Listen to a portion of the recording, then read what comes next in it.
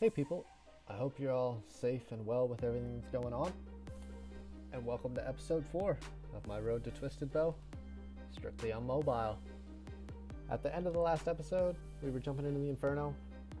We didn't really get very far, but here's our bank, just about 70 mil.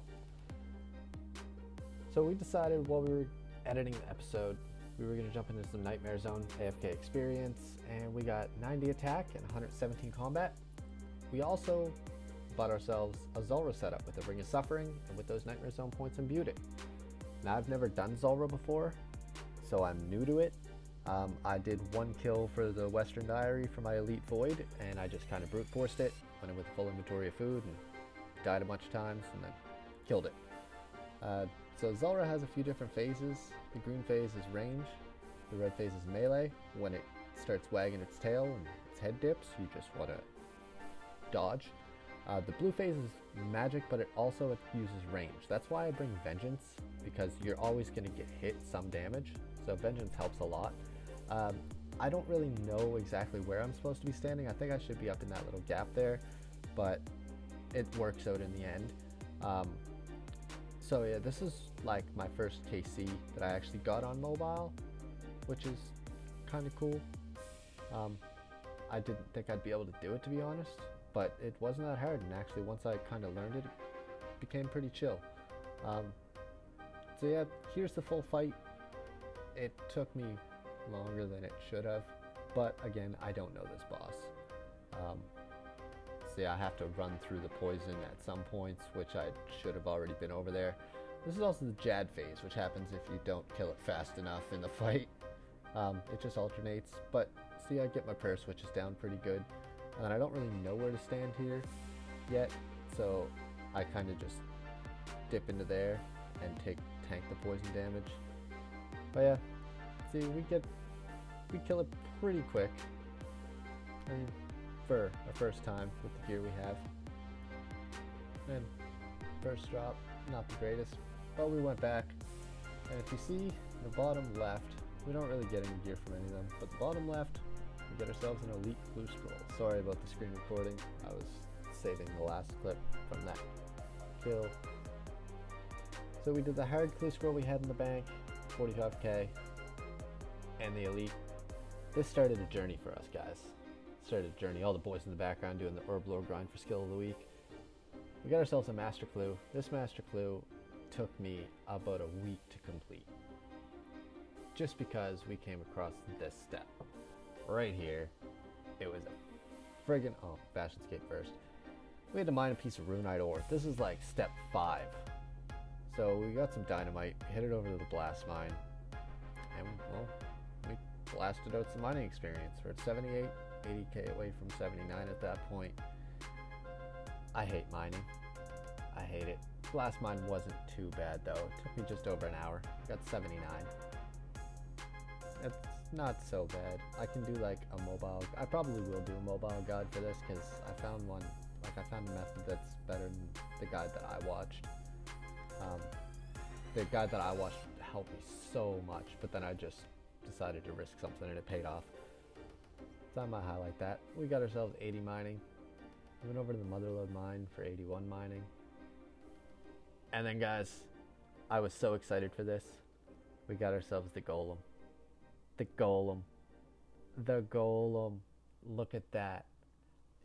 That's my second pet on the account. So I haven't mentioned this before. We went over to Probidas, or Probidas, however you say it. We had Rocky from a Skill of the Week that we did with our CC at 92 thieving. I think I got Rocky. No, 91 thieving. I got Rocky. And we went over to the mining guild with Rocky. We got ourselves 82.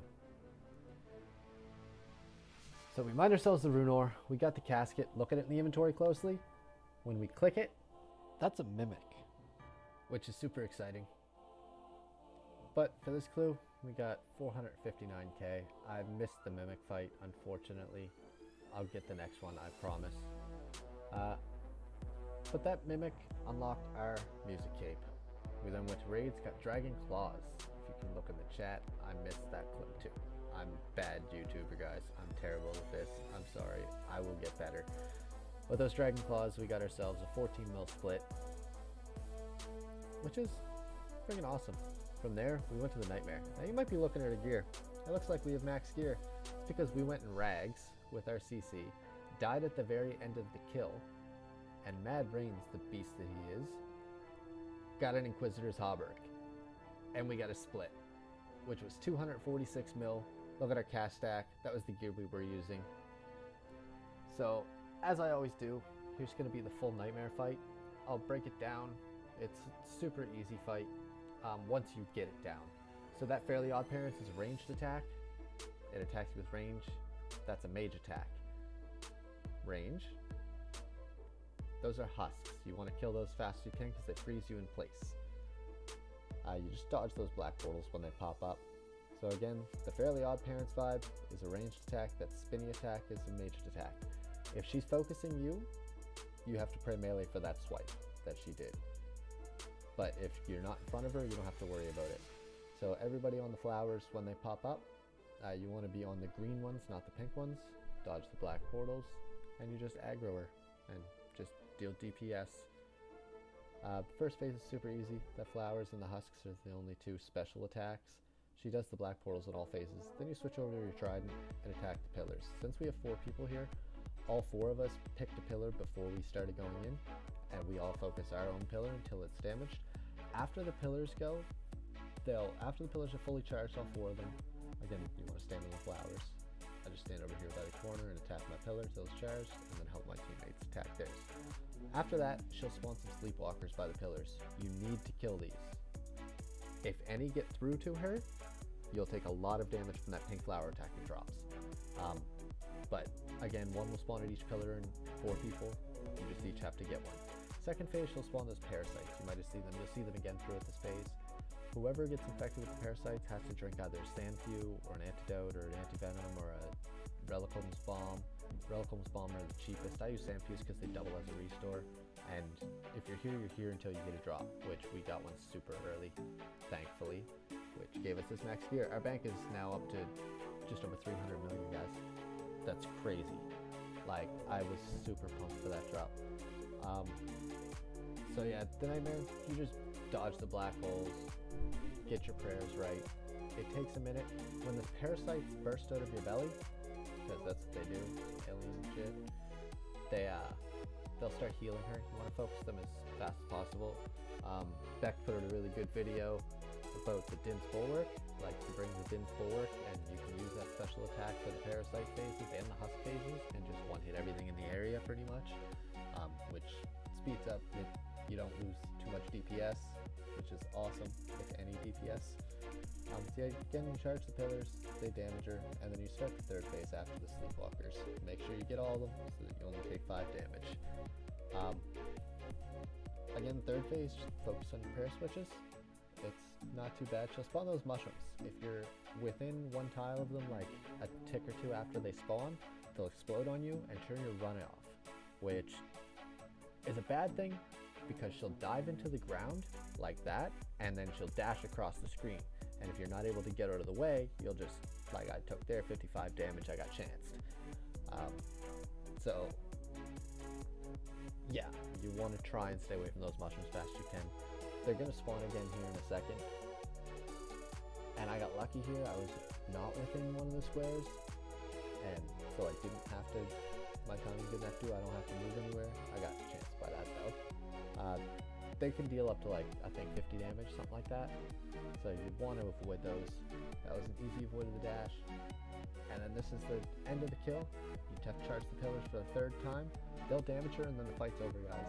We didn't get anything from this. It was garbage.